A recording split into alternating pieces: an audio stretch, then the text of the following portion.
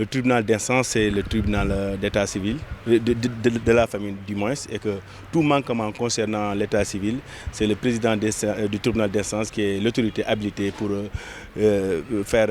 combler ce manquement-là. Donc en matière d'état civil, c'est nous qui intervenons en premier lieu pour régulariser les dysfonctionnements. Et, récemment, il y a le directeur de l'ARD et l'inspecteur d'académie de Ziguinchor qui était venu voir le président du tribunal pour leur faire part du nombre élevé d'élèves qui ne jouissent pas d'un état civil.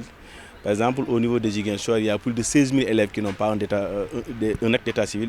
Et les élèves, par exemple, qui doivent subir l'examen du CFE cette année, s'élèvent presque à 3 000 élèves qui n'ont pas de pièce d'état civil. Ainsi, pour juguler ce problème, il faut obligatoirement l'intervention du tribunal d'instance qui demande certaines pièces pour régulariser ces élèves. Normalement, si on suit le processus normal, ça doit prendre du temps parce que les actes d'état civil, c'est ce qu'on appelle en droit, il y a des actes qui sont communicables.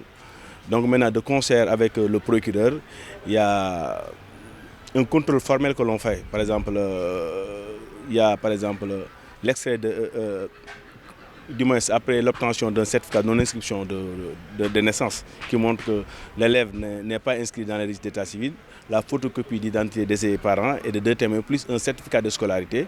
On dispense maintenant la présence des parents et du témoin juste sur l'élève et on voit si maintenant toutes les autres pièces sont réunies pour que maintenant le tribunal procède à la régularisation de l'état civil de la personne concernée. Donc il y a vraiment un assouplissement du processus afin vraiment de résorber le gap qui existe en matière d'état civil. Et aussi, je pense aussi que même pour les frais, ça a été supporté par l'ARD qui subventionne surtout les élèves qui sont en classe de CM2 et qui ne jugent pas d'un acte d'état civil.